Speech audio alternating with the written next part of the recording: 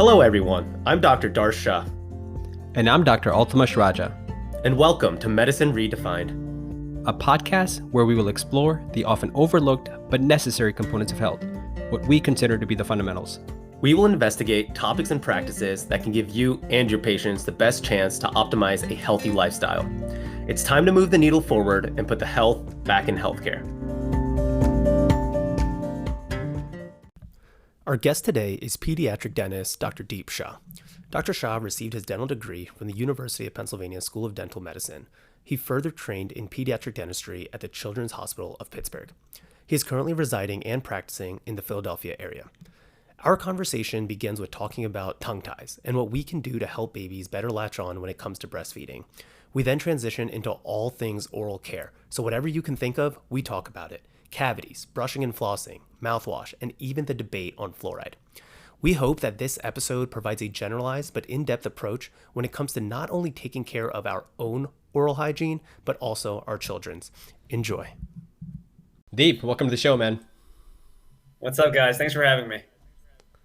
Dude, I'm so excited for this conversation. And, as we were talking about and kind of just preparing for this, typically we like to know a little bit about a person's journey. And of course, I want to get to know your background as well. But I think the best place to start is your alias on Instagram. You go by the Superhero Dentist. And as a fan of superheroes and Marvels, and you're rocking the Superman shirt, actually maybe the most pressing question here is, are you a DC guy or a Marvel guy here? It's a great question. I don't think I have an answer to that. I like both. It's a great question. I knew that was going to come up. Yeah, well, you chose to represent Superman, so that was. Well, we can split the difference, right? Because I'm DC, you like Marvel alt, so we have a combo here. Yeah, I know. That's There we go. Very contentious thing here. So what was the the reason behind that? Why do you choose to go by that? Yeah, so I think for me, it was like the superhero theme was just something about, in terms of kids, just having kids be their own ... And I was like, you can be your own fan, you can be your own advocate, you can be your own superhero. Because that's one of the things I think people really resonate with and kind of look up to in terms of a role model. And I think there's a lot of them out there. And I feel like you don't have to wear a cape to be a superhero. And not all superheroes wear capes, especially kids. And for me, I thought, kids are the coolest people, in my opinion, in the world, because they're so pure and they're so genuine. And they'll tell you things as it is. And there's a lot of love behind what they do. And so I think they're the ultimate true superheroes. And so that's kind of where that kind of stemmed from, is that I think it's absolutely within all of us. We're all governed by that. But I think kids really do a fantastic job of resonating that the best. I love that, man. And actually, that reminds me a story that I'd like to share with you, because I think it's applicable to today's discussion. Darcy, you'll appreciate this as well. This was my first ever 24-hour fast. So this is circa 2011, 2012.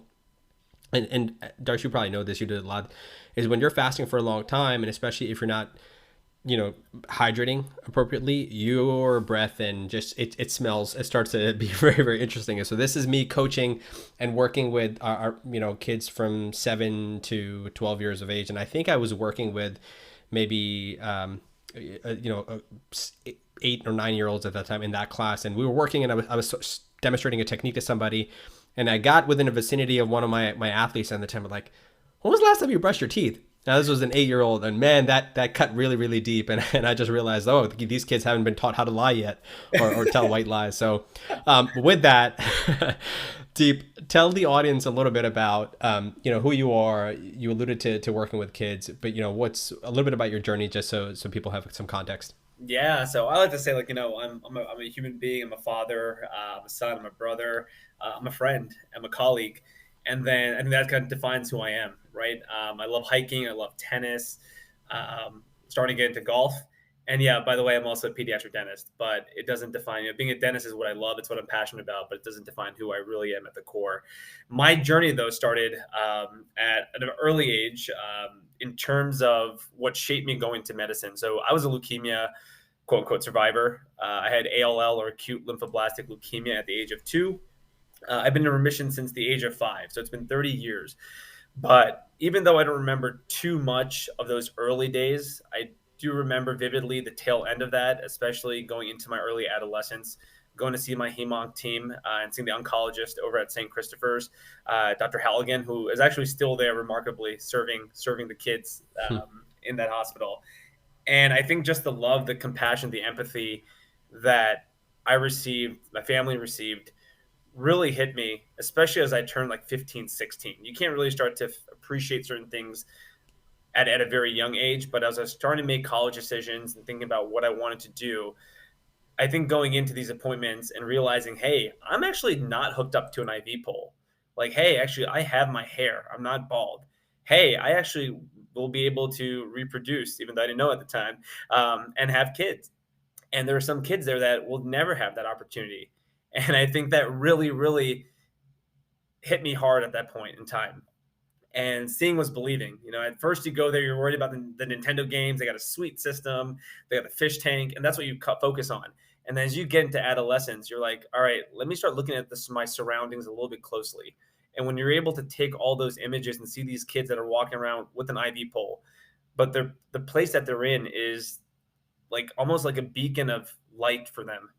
That was really, really cool. And that's kind of what really taught me about getting back and kind of going to medicine, but more importantly, serving kids. Yeah, I love that, man. So at what point do kids or children come and see you? Like at what point is it, in the infancy stage, kind of a little bit older? When do you start, or what's your youngest patient, I would say? Yeah, the youngest one I've seen was a 3 day old, 3 days Wow. for a tongue tie. Got released from the Yeah. hospital. Mom just knew the kid couldn't latch on, and we did a quick lingual and labial release and got the child, on the breast instantaneously. Usually, oh, go ahead. Sorry.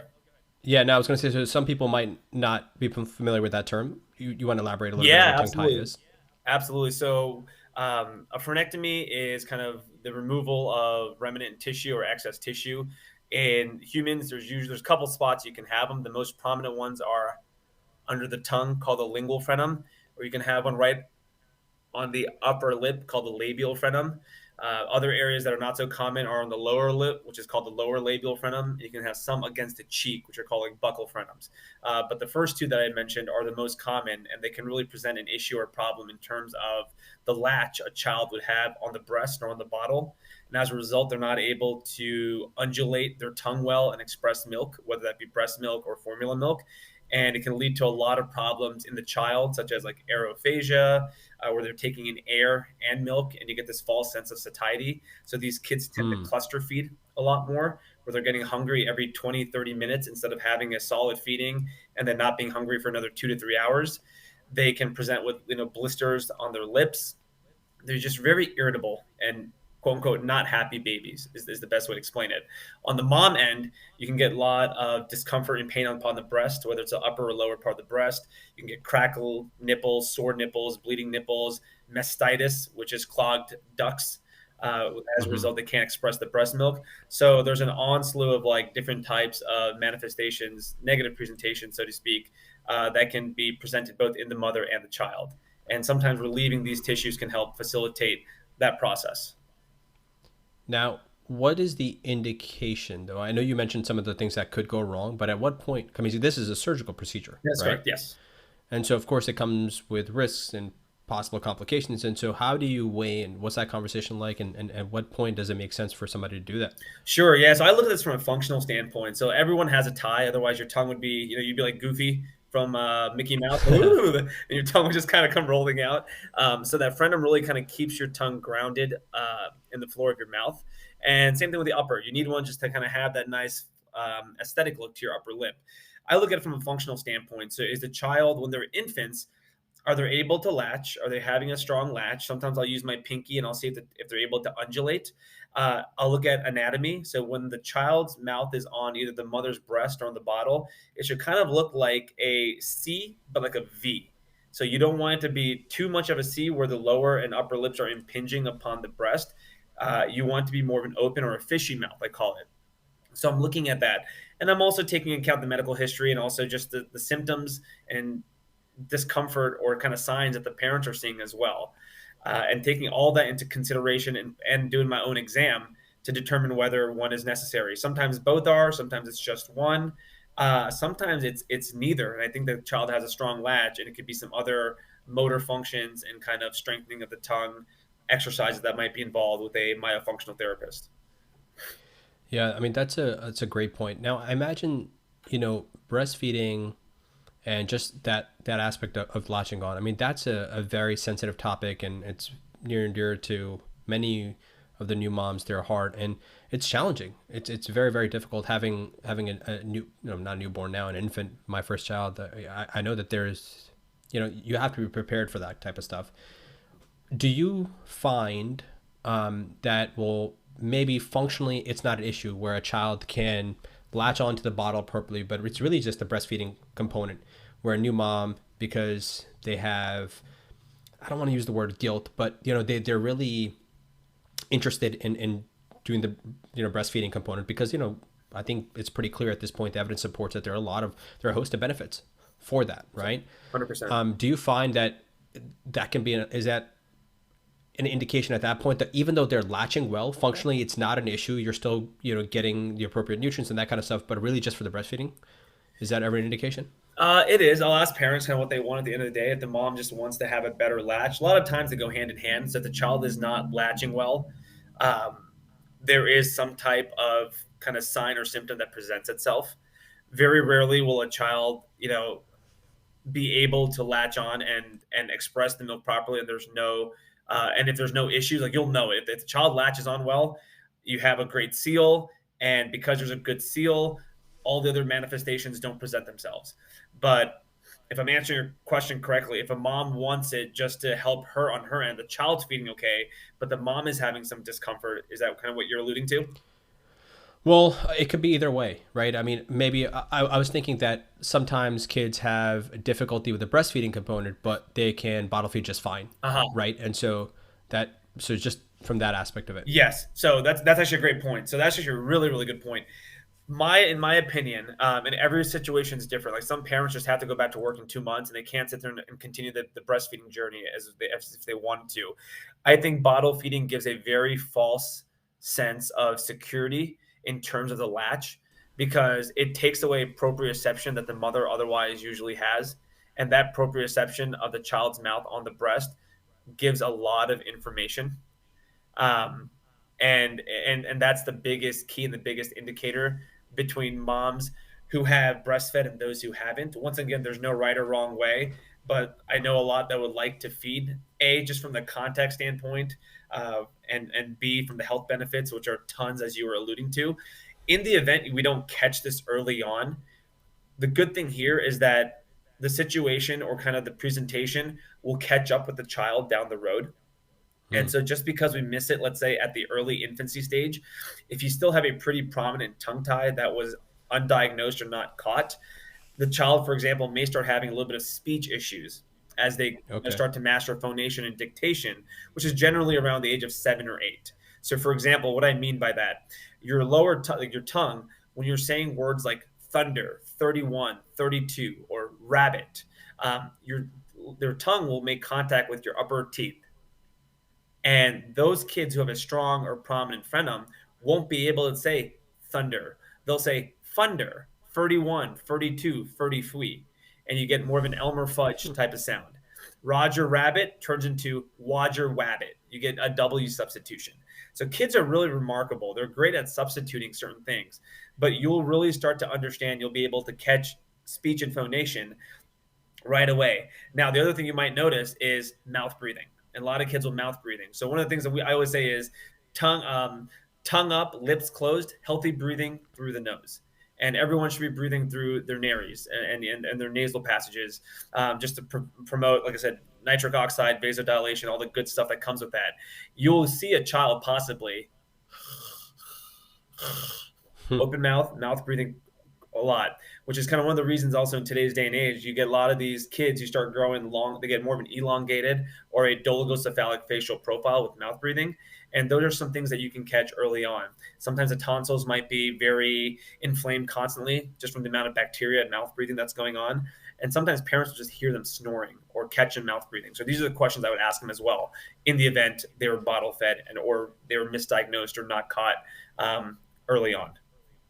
Man, that's fascinating. So, what's the ideal time frame where you want to be able to get that? I know that 7 and 8 would be kind of late, but are you trying to get it within the first year of life, or Yeah, I mean, in what's terms the? of sleeping, I'd probably say that within the first 3 to 4 years, if I can. So, like to answer Okay. the other part of your question, which I asked is, when do you want to see a dentist? Usually, I call it the rule of one. By the time you get your first tooth, or it's your first birthday, whichever one comes first. And that's more for twofold to create a dental home, so a place where a child can come, where we're able to keep up with their oral health, keep an eye on things, and give the parent something called anticipatory guidance, which is we kind of tell them about, hey, this is what you can expect from a physiologic and development standpoint. Sometimes at that age, it's really hard for kids, to catch it that early because when you're born, that lower mandible is very retrognathic, and which is why babies just kind of look like aliens or look a little bit, non-human, so to speak, in the beginning. It's just as they develop, as that facial profile kind of take shape, you'll get a better understanding of the physiology and the pathway and the airway. So I would say a lot of times I would ask parents to monitor their child's breathing around the age of 3, 4. And that gives me a good indication. If I have to release the tie at that point, we'll do a little versed, do a little oral conscious sedation, and help alleviate the symptoms and the situation that way. So I just want to ask, I'm curious to know, you said the rule of ones. I know probably for all three of us growing up, when we saw a dentist, it probably wasn't a specialized pediatric dentist, right? I mean, we either probably just saw a general dentist.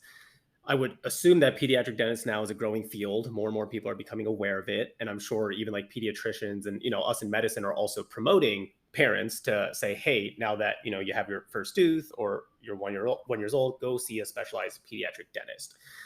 Is it a fair assumption to say that it's still lacking access to, the general population, like across the board? Or are you seeing like a higher socioeconomic, family coming to see you? And the reason I ask that, I just want to tie this into my next question is that, a lot of people, let's say, what they say right now in medicine is like a white 4-year-old female. They're the ones who are really going to be interested in functional, holistic, integrative medicine. When it comes to tongue ties and doing surgery, I'm sure a lot of parents are like, whoa, whoa, whoa, what? You're gonna cut off something, and they quote unquote might want to do it the natural way, especially when it comes to something so, what's the word I'm looking for? So pure when it comes to breastfeeding, right? Natural. What's the conversation you have in that sense? So sorry, it's kind of two questions. One is kind of the access, Sure. and then the second is the conversation you have for parents that might say, I don't know if I really want to do this. Yeah, it's good. So the access question's tough. I think access is not an issue. I think in cities, I know we're both like the Philadelphia suburbs, DC area. Your big metropolitan areas. I think you're fine. I think where it gets a little bit tougher is when you go to some of these areas that are more suburban. For example, I mean, I work for part of what I do is I'm the chief dental officer for our dental organization, and we have offices in Tampa, and I go down there quite often to meet with some of the doctors, and we have some general dentists who work solely on kids because the area in that region of Florida, we can't get a pediatric dentist to come out there.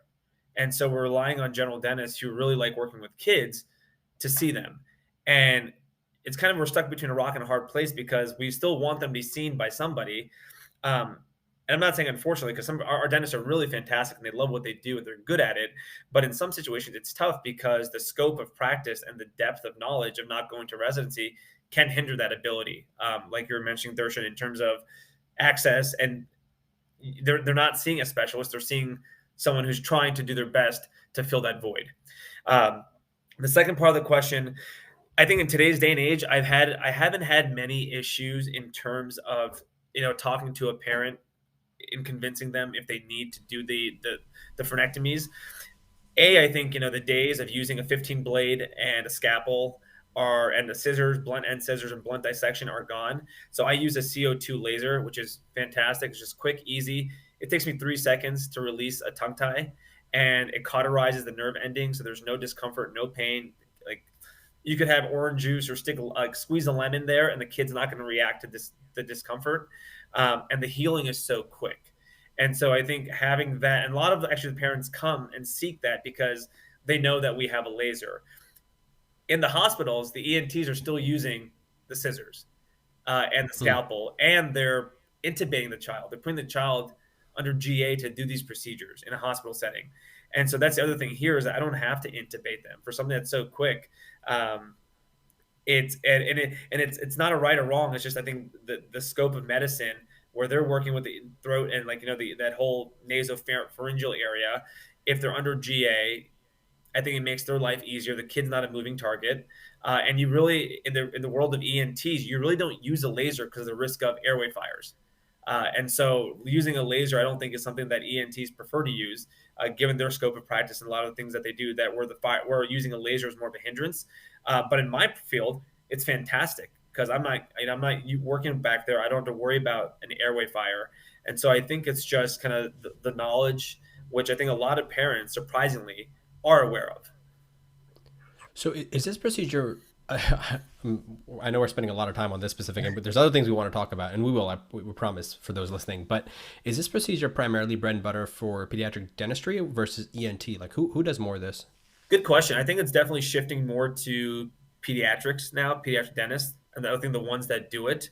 I know in the Philadelphia area, there's a couple of us who are predominantly the ones that do this now, and I think it's just for that fact of you don't have to take a child and put them under GA to do this. Whereas if you go to ENT, no doubt, I think they'll do a great job. But the problem with snipping, and this is the way I learned it too. Like when I was in residency, I learned how to use a scissor and a 15 blade, and you just cut. The problem with that is if you have a deeper tissue, now you have to suture. And when you're trying to approximate tissue on a kid that's bleeding profusely, like good luck. It's gonna be really difficult to do that. And B, you're really not doing anything in terms of taking care of kind of obliterating that tissue. So what happens? You can get a reoccurrent or you can get reattachment at a higher rate. When reattachment happens, you're back at square one. And this is where the laser and laser technology has really kind of helped shift the entire process where it's quick, it's easier, it's pain free, and you don't have to worry about that tissue regenerating to its original form.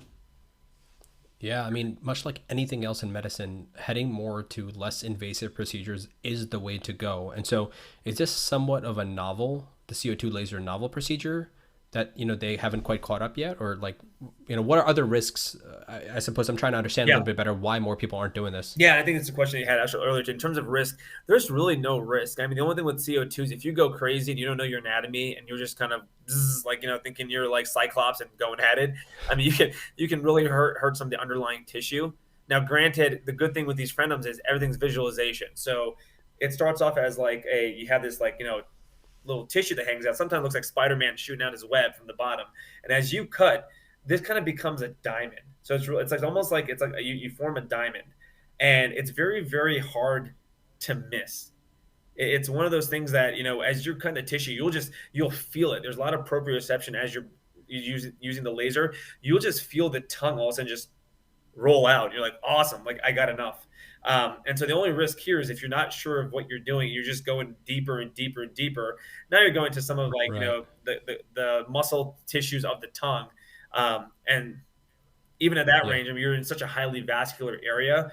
Hopefully, it doesn't present as too much of an issue. But I've had no risks. Like I have yet to have a kid develop an infection. Chance of infection is once again extremely low because you're not going. It's quite a superficial procedure and surgery, and you have so much vasculature that kids aren't. They're not only resilient, but you're working in an area of the mouth where the vasculature really helps you because you're getting a lot of blood flow to help facilitate the healing process. Awesome. All right, so let's shift gears a little bit. We spent a lot of time talking about this. What are other common issues that you end up dealing with in your practice, other than this frenectomy, this procedure specifically? Yeah, I would say like your bread and butter, or nowadays they call it the quinoa and kale dentistry, which is your cavities. I think that's the most chronic, prevalent childhood disease is dental caries, and that is, I think it's only gotten worse. I think a lot of that just has to do with our society. Halloween is around the corner. Kids are going to be kids. They're going to have candy. It's part of being a kid. We've all gone through it.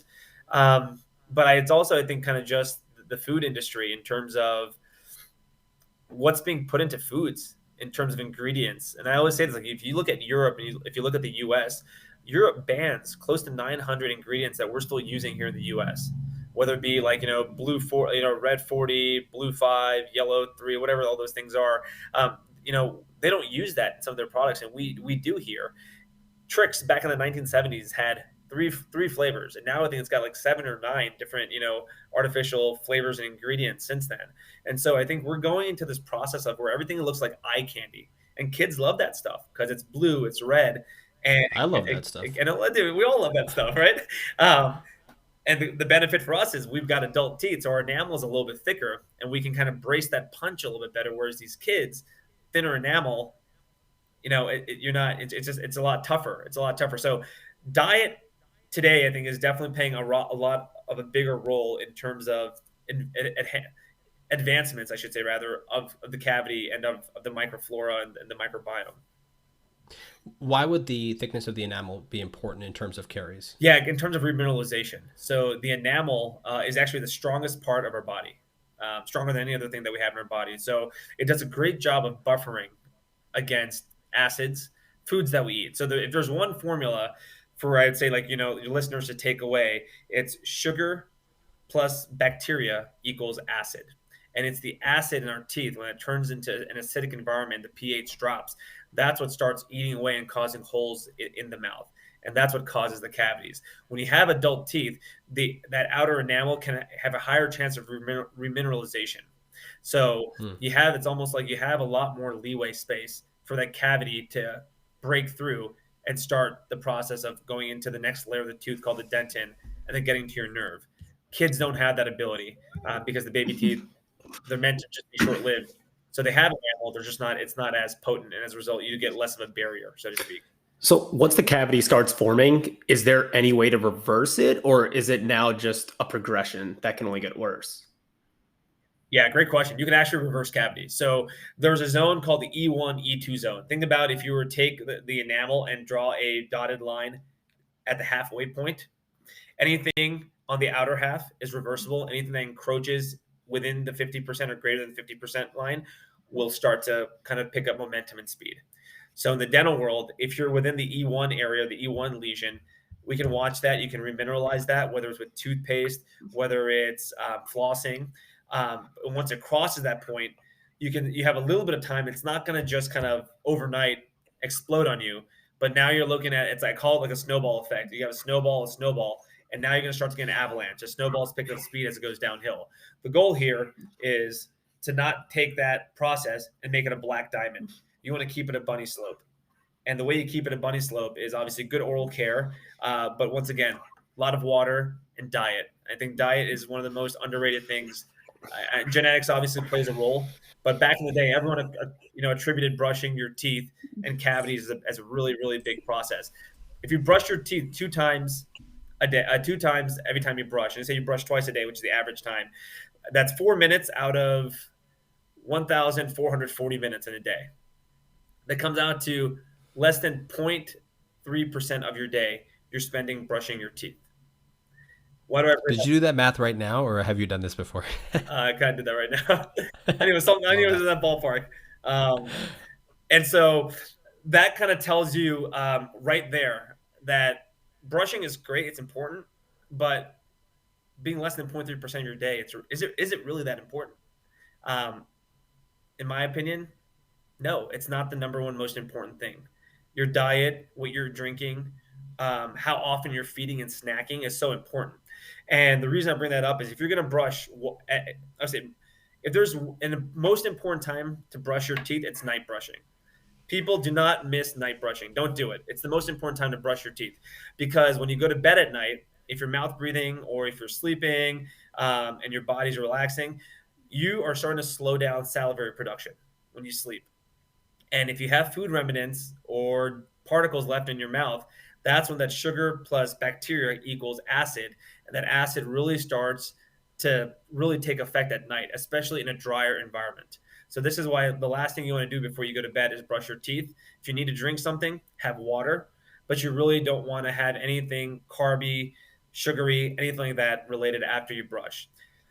There's also something called the Stevens curve, which is a pH curve. So anytime you put something in your mouth or sip on something that is not water, that has acid, that has carbs, sugars, all this stuff, your pH will drop and it'll stay at an acidic level for 20 minutes, which means you eat something at 8 o'clock and it's 8:19 and you take another bite of a sandwich, you got to wait another 20 minutes now for that pH to rise. And so if you're someone who likes to be a frequent snacker or someone who sips on their beverage, it's actually not a good thing because you're keeping your mouth at an acidic level throughout the day. Wow, that's interesting, man. You mentioned earlier that at least in Europe, they don't they have a lot of the things that we have in our food system pretty much banned, all these ingredients. Do we have a sense, or are you familiar with any evidence that suggests, or any studies that have been done, that the incidence of caries, dental caries, is lower across the pond versus the states? Anything like that? Sorry, Altomash, you broke up a little bit. I wasn't able to hear your question completely. So I was asking if you're familiar with any evidence or any studies that have just kind of epidemiologically looked at whether the incidence of caries in Europe are lower because of the diet. Just the structure of the diet is vastly different than what we eat here. That's a good question. I have not actually. That should be a great study to do. But no, I have not come across anything of that nature. Yeah. And I think it's So. hard. And the reason I think it's a great question, I think the reason I think it's hard is because there's so many factors alone, Mhm. right? I look at it as like you could be exercising every day and working out, but after your workout, if you're not eating healthy, it kind of negates your workout, so to speak. Or if you drink alcohol, there's so many other factors that could, lead to you, either losing weight or putting muscle mass on rather than just going to the gym. And in the mouth, it's kind of the same thing. It's, you can do X, Y, and Z, but if you're not doing A, B, C, D, E, there's just too many factors. And from a genetic component and epigenetic component, which I just feel would make that study really difficult. I think it's an awesome thing. I wish we had the ability to do that. I think it'd be such a cool study to do. But I just think there's too many external factors for someone who even were to do that study to outright claim, hey, this is exactly the findings. Awesome. So let's talk about what ABC are, right? You kind of already emphasized that diet is the most important thing, and that's just the insults, the amount of insults that if that increases, then really no amount of prevention or treatment is going to be able to help that. So maybe just give us some insight into how exactly is it that sugar or carbohydrates, or I mean, you gave a little bit of a primer of how this acidity kind of breaks down through the enamel, but what specifically is it about sugar? Is it all sugars? Is it, fructose, sucrose, or are there some types of sugars that the teeth tolerate a little bit better? Yeah, so fructose, sucrose, lactose, the teeth do not discriminate. They'll take and pull from anything. So for the tooth, sugar is sugar, whether it's coming from, honey, whether it's coming from carbohydrates, they really won't discriminate where they're getting that from. For them, it's just an energy source. So whatever they can use as fuel for energy, that's what they'll use. A lot of bacteria. The biggest bacteria are the Streptococcus mutans. That's kind of the biggest strep mutans are the ones that you hear associated with bacteria. I mean, you got actinomycoses. There's lactobacillus. I mean, there's tons of different bacteria that also play a role in the process. If you have periodontal disease, then you get a little bit of a paradigm shift in terms of now which ones are more um, anaerobic, because they're going to a deeper level where you're not getting oxygen. And so things will shift, but on the surface level, that's pretty much your main one is your strep mutans. And it'll use anything and everything as a fuel source to feed the fire. One of the things that's so hotly talked about right now is that the gut microbiome, right? The microbiota, really, essentially, and most people are somewhat familiar with the concept that the GI tract really begins in our mouth, right? The process of mastication starts digestion. So I imagine that there must be some healthy bacteria as well, right? I mean, so uh, is that the case, or is that Great. Yeah, absolutely. Yeah, you're right. Because the moment you even think about food, you start to salivate, right? And Mhm. it's that's the gut bacteria priming the mouth. So a lot of the immunoglobulins that you find in your saliva are actually great.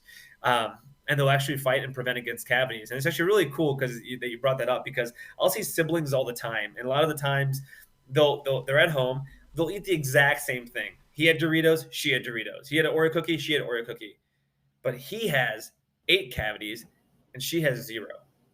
And it's really, really interesting how that happens.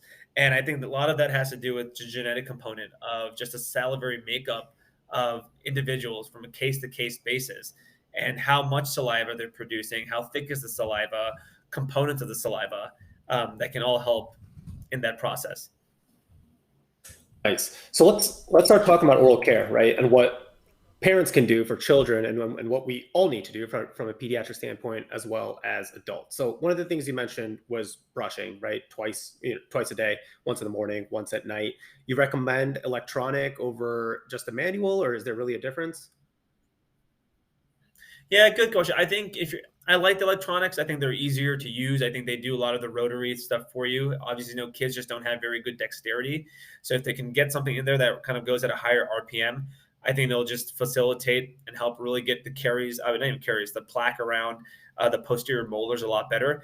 I use a manual right now with my boys as well, just because they like to move. So if you got younger kids, I say stay away from the electronic ones, just because they're moving around. God forbid they fall, you can get a pretty nasty kind of trauma to that oral area. But as long as you're going in a circular motion with the manual brushes and kind of getting down, angling that toothbrush and keeping it clean, I don't think it really matters. Studies do show that the spin brushes work; they're a little bit more efficacious than that. Flossing, I think, is great once a day before you go to bed, just to get in between your teeth. One of the best things I've ever heard in my life. It's like flossing is like toilet paper. You want to use toilet paper so you really clean everything in between the cracks. Floss is kind of the same way. You really want to clean in between the teeth. Some people say it's actually more important than brushing because you're reaching areas that the bristles of the brush can't get to. And to some degree, I think that is true. But the brush and the bristles do play an important role, especially if kids or adults have deeper grooves on their teeth to be able to get back there. And the last thing I like to use to add to that, brushing and flossing is what people think about. You can use a water pick. That's fine. One of my biggest adjuncts is a mouthwash. And to me, that is the best thing you can do once a day, just before you go to bed. I am not a big fan of Listerine. I want to bring this actually a really cool thing that you brought up there, because a lot of people think of Listerine and being, I won't get cavities. Listerine is an it's for halitosis or bad breath. But the problem with Listerine is if you look at the ingredients, there's 22.6% alcohol in Listerine. So what does it do? What Ultimus just referred to, gut bacteria. It will kill the bad bacteria in the mouth, but it's also killing the good bacteria in the mouth as well. So anything with alcohol, I'm saying no to. And so for that reason, Listerine, I'm not a big fan of Listerine. I like to use anti-cavity mouthwash. So ACT is a totally fine one. Now, for those people who are big on ingredients, propylene glycol was found, in some, it can be an ingredient in ACT. And if you're against that, then you can use something a little bit more natural. There's one called TheraBreath, which is the one I recommend with my patients. It's fantastic. Yeah, it's great. It's all natural, all organic. And if, God forbid, you were to swallow a little bit of it, it'll do okay. There's just less harmful ingredients, so to speak. If your child can't swish and spit, you can just drizzle a little bit on their brush after they brush their teeth and just brush with it. And that does a great job, because what the TheraBreath has is two components. It has a little bit of fluoride, which is almost like a brick wall. So it helps the cavities from not penetrating the tooth, but also has something called xylitol, which is an alcohol sugar. So xylitol is very sweet. The body loves it. The bacteria love it. There's one problem. They can't digest it. So it physically kills off the number of bacteria in the body. So now you're hitting the tooth with a nice 1-2 punch. And so it's better than just, using ACT, which has only fluoride, for example, in it. Yeah. So I want to go back to flossing for a second. We talked about the different types of brushing and what might be better. Are there certain types of floss? I know that you've got the one that you typically get from the dentist in the little packet that you get with the it's got the wax in it. And then you have another one that's kind of like almost a ropey thing that I've seen before. And I was like, oh, this is interesting. And then the one that I use, because I'm lazy, it's the one that looks like a toothbrush and has a little pick at the end. And every time I tell my dentist that I do that, and they always kind of give me this judgmental look, but it's the only way that I'm going to do it. Are there some that are better than others, or what's the best one, if there is one? That's a tough call. I like to say the best one is the one that you can get compliance with. That's my honest answer. Cocoa Floss and some of these other products, which are fantastic. They're great. They're also marketed 3 times at the market price of a regular floss. And so my end thing is, just use something, whatever works best for you and your family. Use it. And flossing. Using a pick floss is better than using no floss at all. Now, it comes down to teeth. If your teeth are tighter together, sometimes the handle flosses, you'll notice, don't have enough tension on them. So it probably feels a lot harder to push those through your teeth. And if you have kids, they're always going to kind of do this knee-jerk reaction, push back on you. In those cases, I would say take conventional floss, wrap it around your finger. Now you can make that as taut as you want, and you get some good tension. So you can just go, pops right through, you floss, and instead of pulling the floss out, which I hate, because a lot of times some people would dislodge fillings, or it gets caught underneath an area that has, that's tough to finagle out of. Let go of the one side and pull the floss right out. And it's just such Mm. an easier way to floss. I'm just a big fan of wrapping it around and going that way because I think you get just better control. The tension, especially in adult teeth, you want those teeth in the back and in the front to be perfect, or they're touching. When I say perfect, I mean side by side by side. And in adult teeth, that conventional floss is just the best way to go in terms of making sure you're able to go through the contact, snap through the contact, clean both sides, and just take that string out. What about order? Is floss and then tooth, brush, or vice versa? What's the preferable way? Um, I like to floss at the I like to brush first and then floss. Some people say floss and then brush. For me, I just use the mouthwash at the very end. So if you're using a mouthwash, I just say it doesn't matter what it is, end it with the mouthwash, and I'll get through everything. If you want to use a water pick or high speed, like kind of like a water compressor, that's great too. They'll dislodge things. Really, no theory. The only thing you don't want to do is you just don't want to be brushing side to side and pushing. There's a method to the madness in terms of brushing. If you have plaque along the gum line, you don't want to be shoving that plaque back up or brushing sideways, which is why they say gentle circular motions and flicking the brush down. So you're bringing all the plaque downward rather than just piling it upon each other. That's the only thing on that end. But in terms of which one comes first, I'll take it as like the chicken or the egg concept. Take your pick. Um, Hmm. I don't think it really makes much of a difference. Now, some people would argue that really the benefits from brushing comes in just from the mechanical breakdown of, I guess it's the biofilms that build up and the plaque buildup, kind of what you're talking about. And they would say maybe the role of the toothpaste isn't that important. Yet, I forget what book I read it, where maybe it was The Power of Habit by Duhigg, who talked about how the ADA made like toothbrushing, like because of toothpaste selling. Anyways, that's beside the point. But I guess I'm trying to get your take on, how important is toothpaste? If people market all different types of toothpaste, fluoride, non-fluoride, whitening, or is it really just the brushing that's the most important aspect, and the toothpaste really doesn't matter that much? Dude, I think you nailed it's kind of the taboo topic of dentistry, in my opinion. That's kind of Oh coming up. boy. I love it. I love it because I think these are things that we should not shy away from. Everyone's going to get a different take. This is where I really resent dental school. Um, I may never get a chance to speak at dental school again after saying this, but I think everything is so dogmatic in dental schools where there's only certain companies that come in to do lunch and learns. There's only certain products that you try, and I hate to say it, it's all Crest and Colgate because they monopolize the market, and their stuff is cheap. But I look at this as any other product that you get, whether you go to Whole Foods, Walmart, Target, or Trader Joe's. The price point in a way matters in terms of the ingredients. And I think in toothpaste, it's quite the same thing. The one analogy I always give my residents is that if you have someone who's having a heart attack in your office, like what are you giving them? And they say nitroglycerin. I was like, bingo. Now, what is the route of administration of nitro? And it's sublingual. And so I tell them, why are you giving something for the heart sublingual? Because there's permeability. And I think that holds true in terms of dental products as well. There are toothpaste out there that have SLS. And for some kids and some adults who are susceptible and sensitive to SLS, it will cause ulcers on their gums, and on their cheeks and their mucosa. And the moment you take that SLS away, they'll never get one again. You have carrageenans, you've got triclosans, you've got parabens and artificial sweeteners and colors. And so it just comes down to just how clean you want to be. But in my opinion, I think ingredients do matter. And the biggest one is fluoride. And this is, I think, the hottest topic.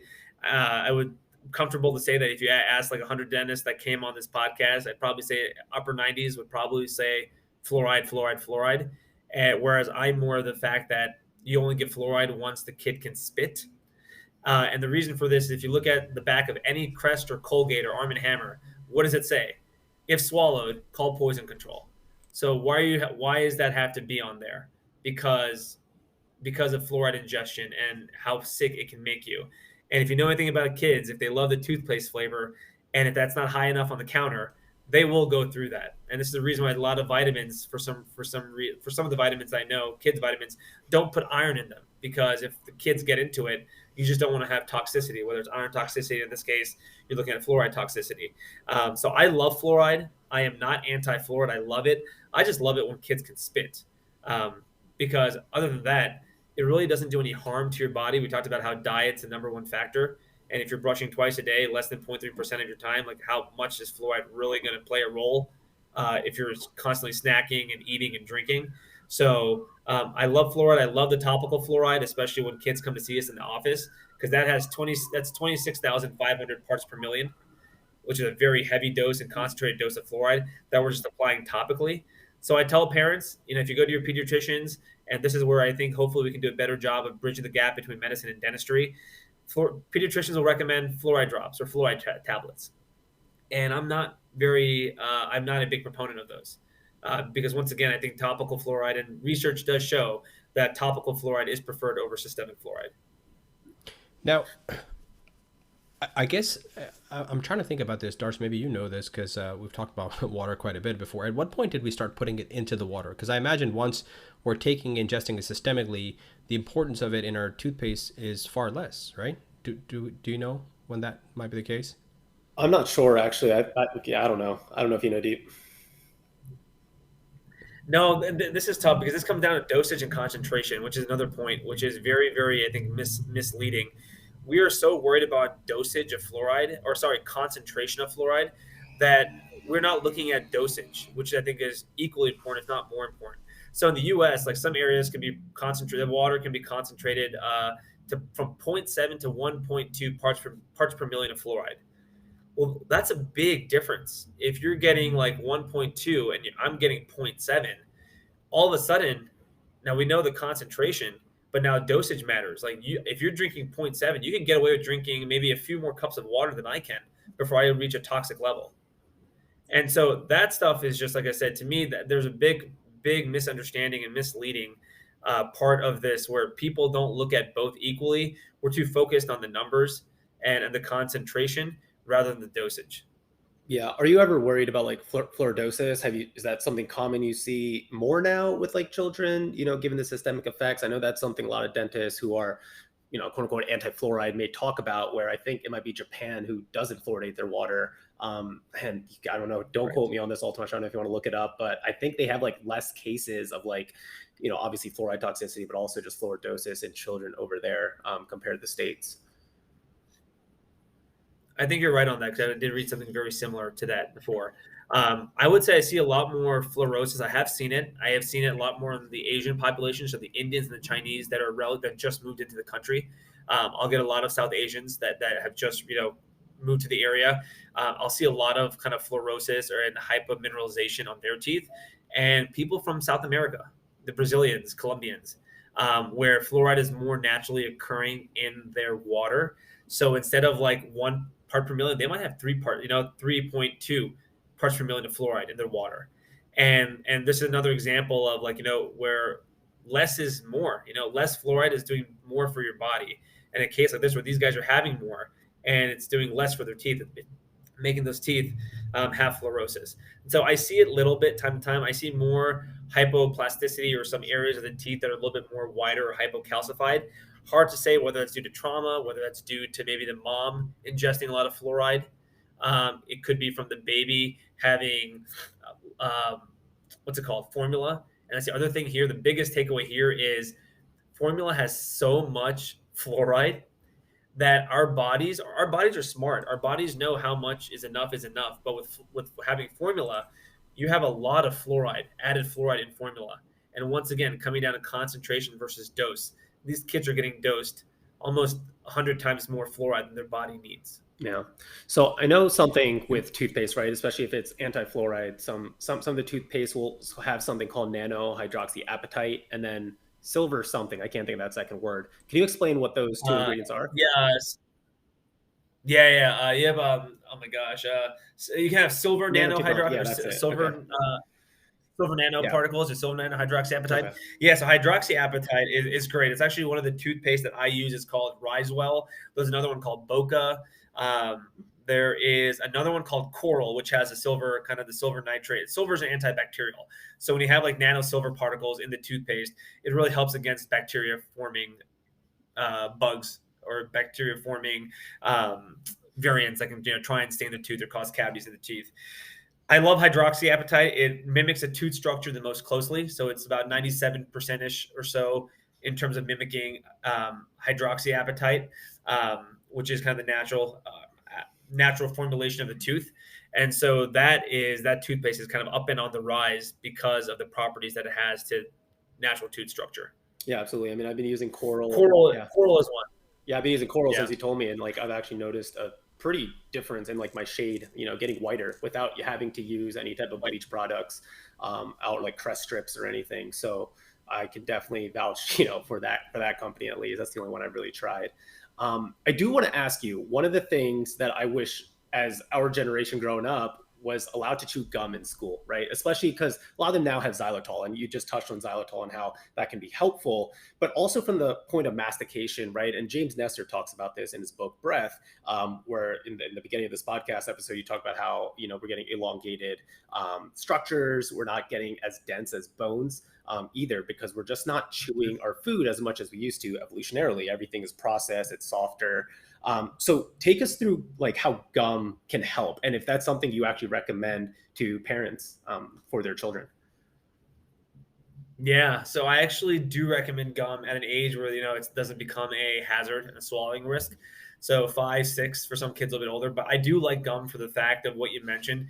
It releases xylitol. Now, once again, just like any other ingredient or any other food, you got to look at the ingredient. Not all gum is created equally. So your icebreaker and your Mentos, your Trident are going to be your choice over your juicy fruit, double decker, bazooka, the stuff that we grew up on. So you definitely also want to read the ingredients when it comes to gum. But I am a big proponent of it. For that fact of just kind of it bathes the saliva. It actually helps to increase your salivary component throughout the day. And if you can't get water in there, at least your saliva is producing and churning, and it's going to bathe your mouth and keep it clean. In terms of mastication, it's a good question. I just don't think like back in the day, like I think I remember stories of our parents like chewing on tree bark, and that's hard. Like that's really hard and taut. And I think chewing and gnawing on that because of the way you're chewing and the density of that material compared to gum, which is a lot softer. I don't see gum, playing a very big role in terms of strengthening and changing the dynamics of the jaw.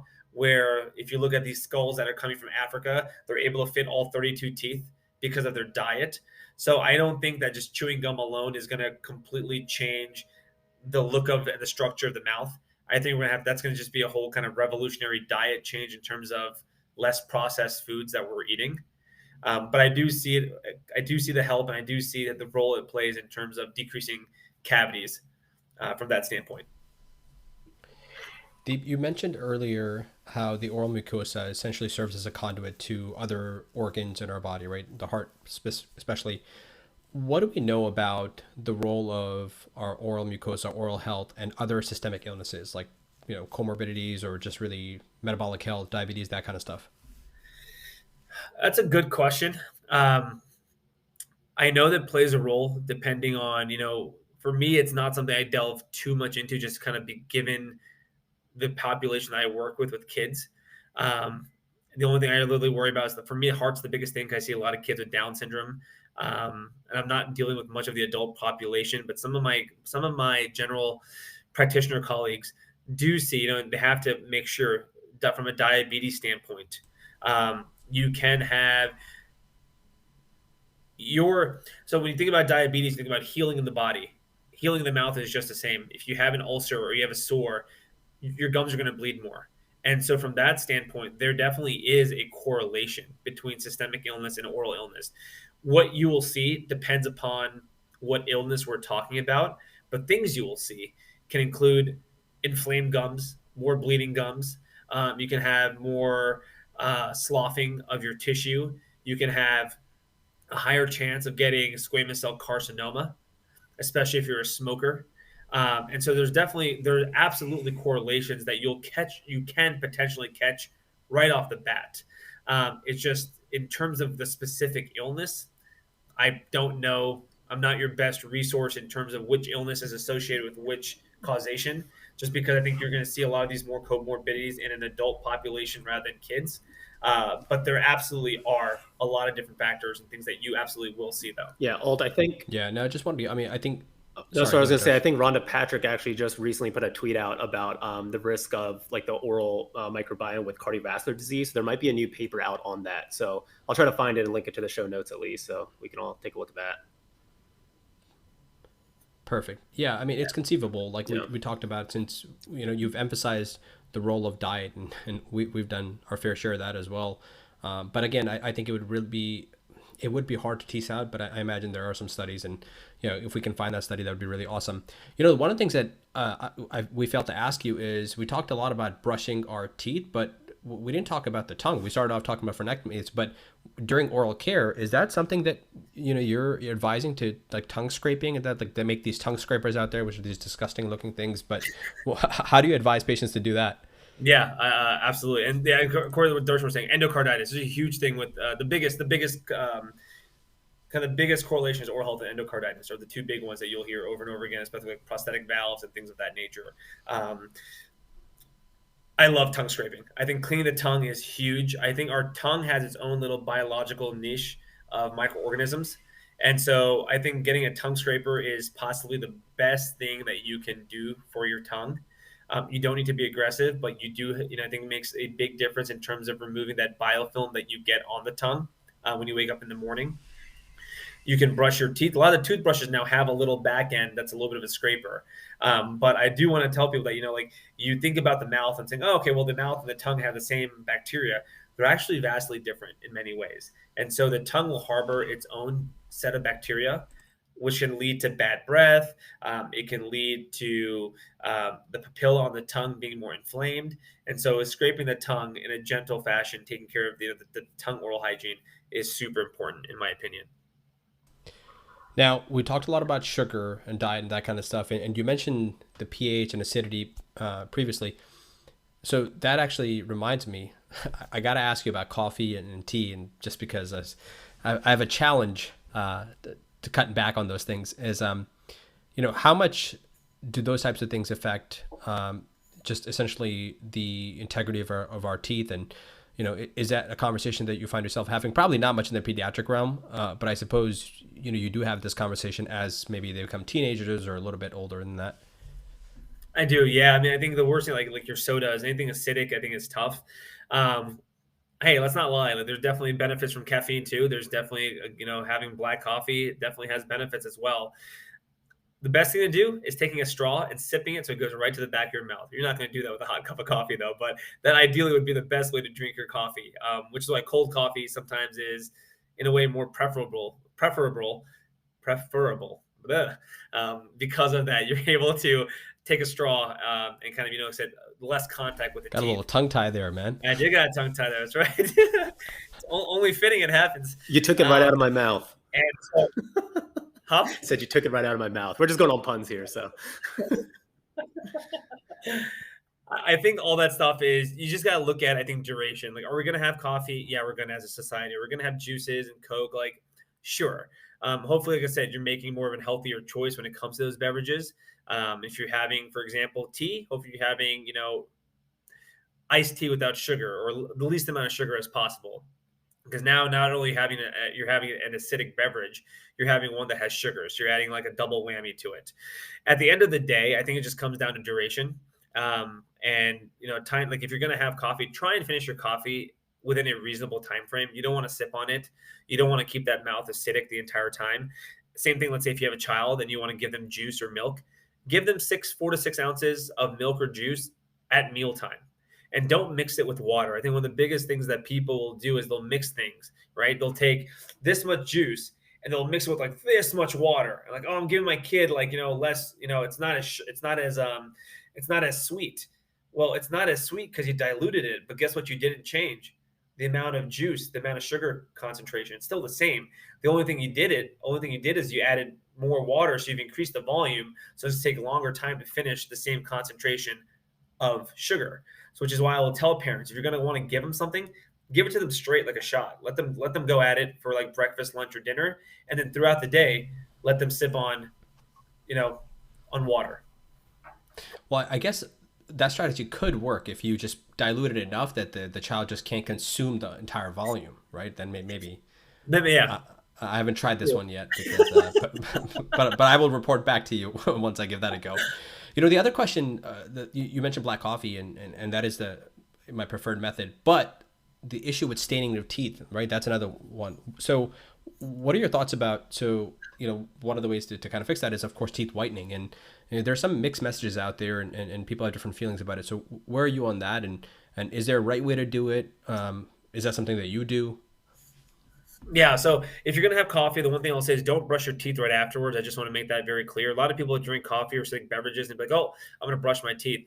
Now, what you're taking is you're taking the acidic component of that, and now you're rubbing it all against your teeth. Because guess what? It still takes 20 minutes for that pH to go back up. So what you want to do is rinse it out with some water, drink some water, wait 20 minutes, and then brush your teeth. That will make sure that that stain doesn't penetrate into deeper. You're not having abrasive effects of your teeth and eroding some of that enamel, which can happen a little bit quicker because the acid's still present. So that's the big thing. I just want your listeners to take away with is, hey, you're going to have good things. It's part of life. Try and be mindful and let the science guide you in terms of, hey, let me wait 20 minutes until I brush my teeth. Kind of comes down to, should I brush my teeth in the morning or should I eat breakfast first? Right? That's the other hot topic. Take your pick, but if you're going to eat breakfast first, just don't brush your teeth until 20 minutes later. When it comes to the whitening kits, yeah, I definitely had Zoom, which is like in-office whitening done before. There, some of the kind of just comes down to what your flavor is and what you like. Some people love the Crest whitening products; they work pretty well if you get them from over the counter. They're cheaper. They actually do a pretty good job. The only problem with the Crest whitening strips is they're not made to conform to your your gums. So they'll also go up to your gums, and they're not going to just solely stick to your teeth. You want the whitening to be on the tooth exclusively. If it gets onto the gums, it will burn and irritate your gums, depending on the level of carbamide peroxide that's in the agent. So if it's like 5%, 10%, the higher the concentration, the more caustic it can feel to the gums. No right or wrong way, it just comes down to what method you prefer in terms of cost wise. But I do feel that the in-office Zooms are the best. They last the longest. It only takes an hour, so it's broken up in 20-minute sessions. And then once you're all done, you can stop after the first 20 minutes if your teeth are too sensitive. You can go on to the second set if you're doing great. And if you make it all the way to the third set, you'll notice an instant change and coloration of the teeth, and it'll last you longer. These can last for about 8 months with good care. Now, the problem is over time, if you're just a heavy coffee drinker, tea drinker, acidic drinker, it will wear down and you'll get discoloration again. But I think in terms of the most bang for your buck, I do think it's the Zoom. But so once you whiten, right, you're kind of losing that shade of enamel, right? So that's why it's getting more like translucent or white. So if you drink coffee or wine, on top of that, are you causing more staining actually in the end? You can a lot of the times. So what these whitenings do is they take the enamel pores and they open up the pores more so internally. Okay. So this is what kind of gets this acid-based system that you're using to penetrate that part of like the enamel, different than like the acid that wine has. So if you finish your whitening and you go and do wine right off the bat, yeah, you might get a little bit more kind of that goes into the pores and things of that nature. But over time, as soon as you're done with this, your dentist might put a little bit of fluoride varnish on there, help to protect the barrier of the tooth a little bit more. And so naturally speaking, you're not going to get that level of penetration like you're getting with the whitening, because this is a whole system that you're using a blue light that hardens the tooth as well. So you're putting an acid primer on there, you're etching the tooth, you're priming it, you're putting this infiltrant that goes and opens the pores, and now you're curing it with a blue light that really hardens the tissue now up again. And that hardening is kind of what prevents these wine stains, so to speak, from really penetrating that area. So you're not going to get too much of that at all. Gotcha. Yeah, I've used the Opalescence toothpaste once in a blue moon now. Maybe like 2 days in a row, and that seems to do it without the the cold water hitting you and really being sensitive there. Cool. Well, man, we covered a lot here. I just really want to ask you, just so the listeners can understand too, what's your current practice like? I know you're traveling a lot, but you're also seeing patients. So what's kind of the breakdown of what you're doing? Yeah, so it's fun. It's like a three-headed monster. I just got back into academia, actually. So I am in private practice, not my own practice, but I work out in the Philadelphia suburbs, and I'm there 1 week, a couple days a week. The following week, I am on the road.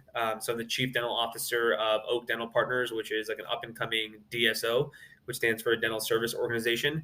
So if you think about like your Aspen and your Pacifics of the world, we're just a smaller scale. Our philosophy is also a little bit different in terms of the way we want to go about certain things.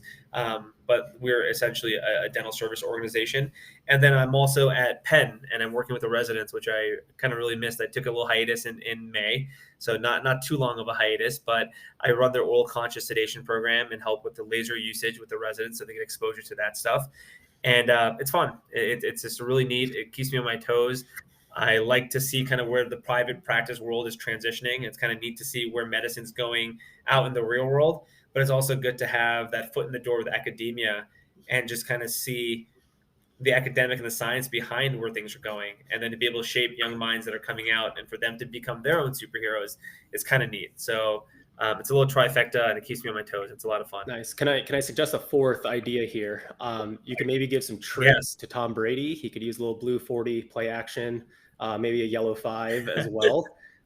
It makes me so happy he's lost 4 or 5, and that the alkaline diet's crap, which Lane Norton also tweeted. Sorry, I just had to talk about Tom Brady on here.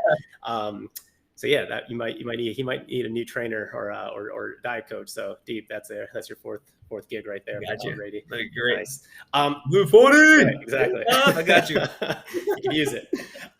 So this is going to be released on Halloween.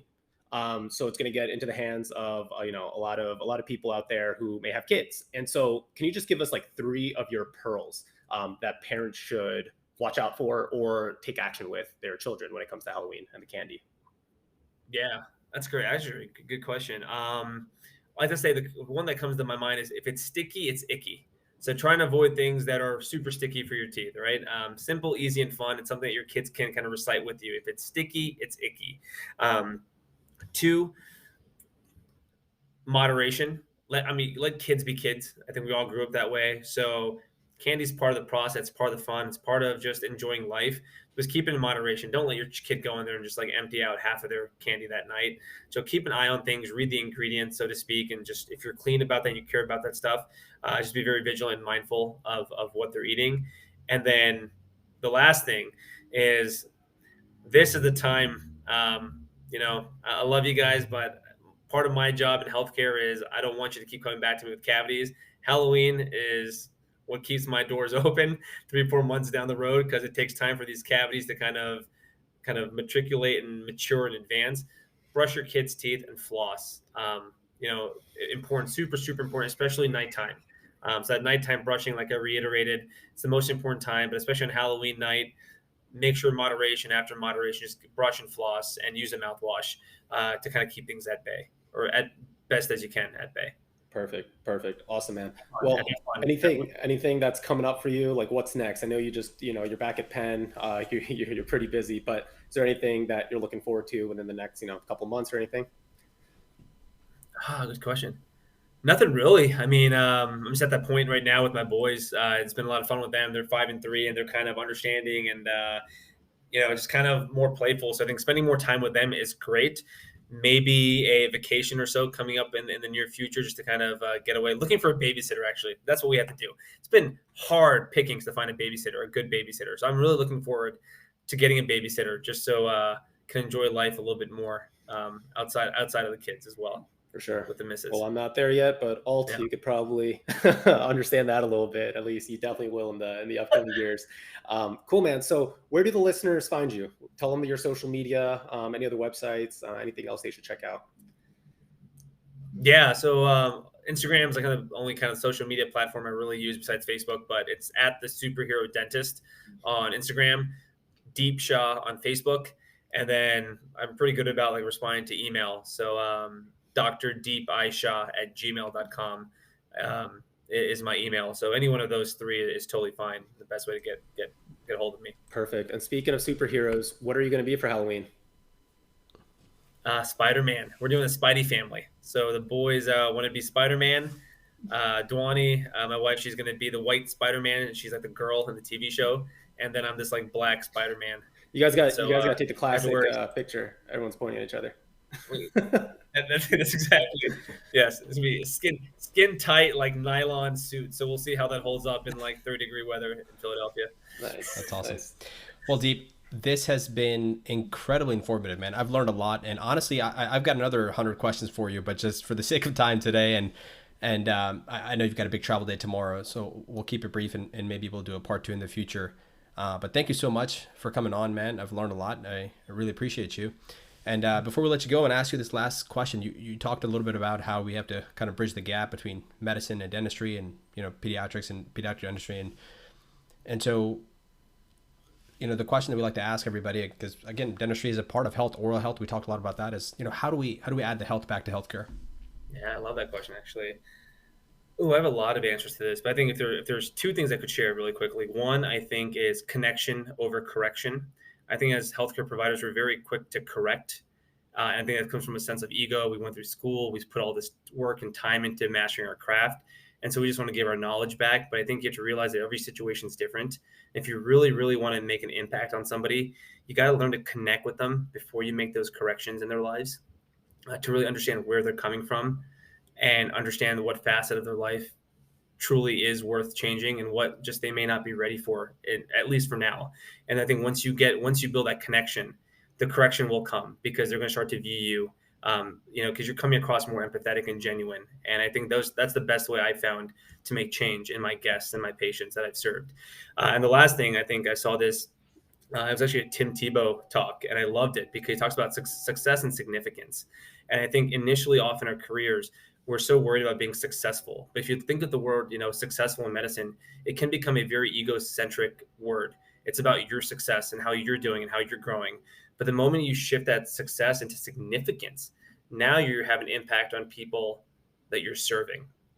And I think the one big thing in terms of bridging medicine and dentistry is how can we become more significant providers, where we're more mindful of what our patients need that's best for their health. And sure, while what we're doing is important and it drives our success, we also want to be significant in terms of being mindful and fostering that connection with them, so that we can look at healthcare as a whole and that patient's healthcare as a whole, rather than just the component that is a tribute to what we do. Cool. Thanks for tackling this important topic, man. Thanks, Steve. Appreciate it.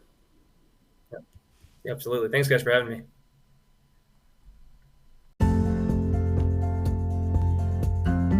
All right, well, there you have it. We really hope that this episode provided a lot of knowledge in terms of a topic that's not really talked about much and that we often take for granted.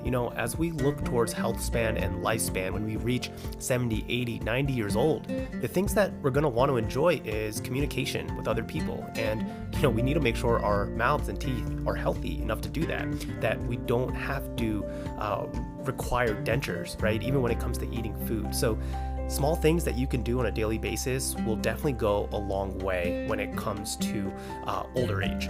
Now, if you are going to go trick-or-treating tonight, definitely want to wish you all a very safe and healthy fun activity tonight. Definitely take those tips that Dr. Shah was talking about and make sure that we can teach our kids that, hey, it's important to have fun, but that there has to be balance.